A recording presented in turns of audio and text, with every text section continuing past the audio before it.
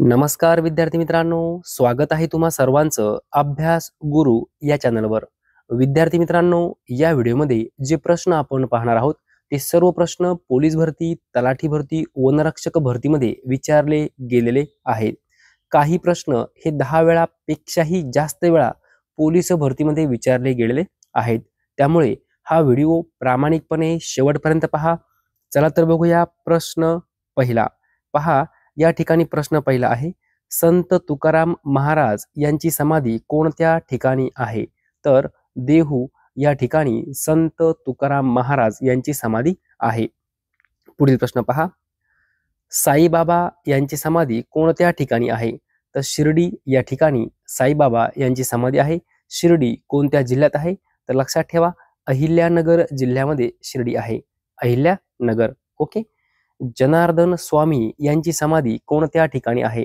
तर कोपरगाव या ठिकाणी जनार्दन स्वामी यांची समाधी आहे। पुढे पहा, भारतीय संविधानाची अंमलबजावणी केव्हापासून करण्यात आली? तर 26 जानेवारी 1950। विद्यार्थी मित्रांनो, हा प्रश्न तलाठी भरतीमध्ये वारंवार विचारला गेला आहे। हाच प्रश्न पोलीस भरतीमध्ये 10 वेळापेक्षाही जास्त वेळा विचारला गेलेला आहे। भारतीय संविधानाची अंमलबजावणी केव्हापासून करण्यात आली? 26 जानेवारी 1950। 26 जानेवारी 1950 साल लक्षात ठेवा। पुढील प्रश्न पहा, लाल मुंगीच्या चाव्यामध्ये कोणते आम्ल असते? तर फॉर्मिक आम्ल। कोणते आम्ल असते? फॉर्मिक आम्ल। लिंबू आणि लिंबूवर्गीय फळांमध्ये कोणते आम्ल असते? तर सायट्रिक आम्ल असते। कोणते? सायट्रिक आम्ल।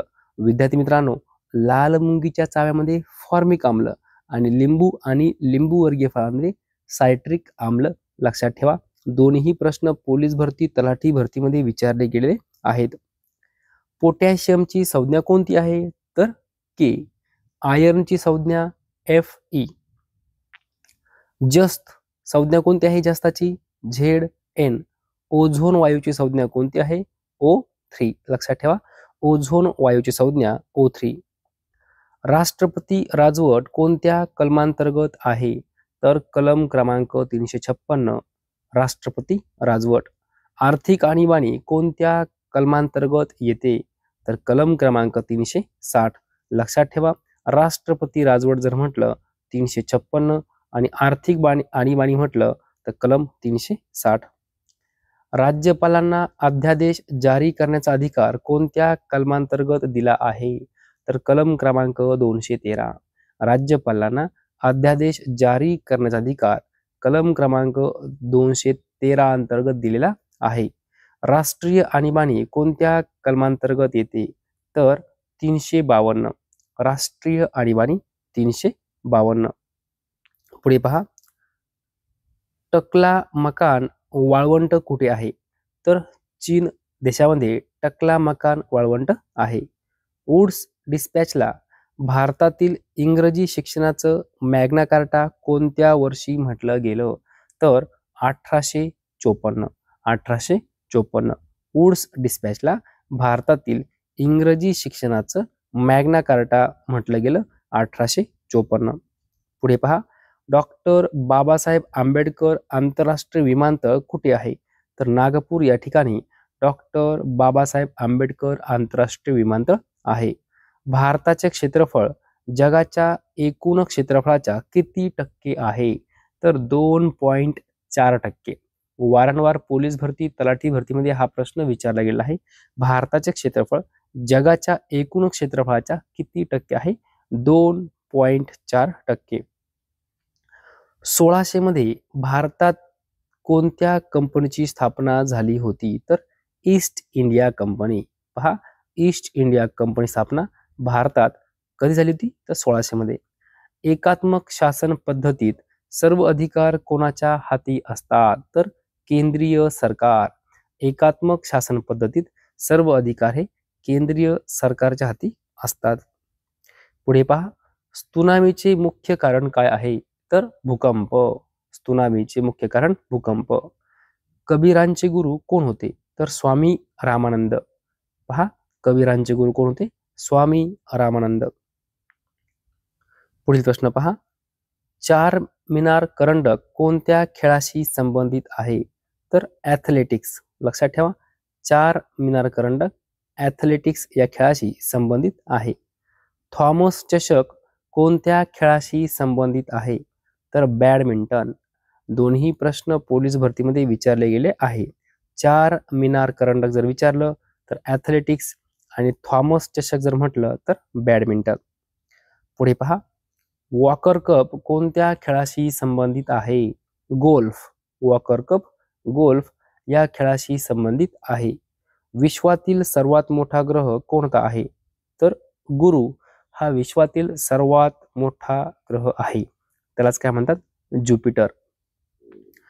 पुढील प्रश्न पहा, इंडिया इम्युनो रिसर्च लॅबोरेटरी कोठे आहे? तर पुणे या ठिकाणी इंडिया इम्युनो रिसर्च लॅबोरेटरी आहे. कोशिका विज्ञान केंद्र कोठे आहे? तर पुणे या ठिकाणी कोशिका विज्ञान केंद्र आहे. उष्णकटिबंधीय हवामानशास्त्र संस्था कोठे आहे? तर पुणे या ठिकाणी उष्णकटिबंधीय हवामानशास्त्र संस्था आहे.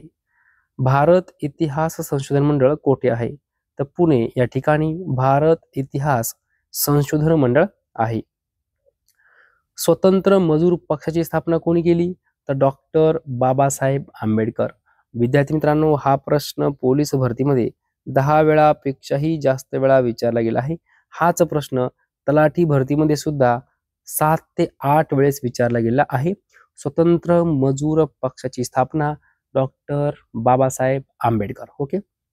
पूर्वी धुळे जिल्हा कोणत्या नावाने ओळखला जाई? तर पश्चिम खानदेश. लक्षात ठेवा, धुळे जिल्हा पूर्वी पश्चिम खानदेश या नावाने ओळखला जाई.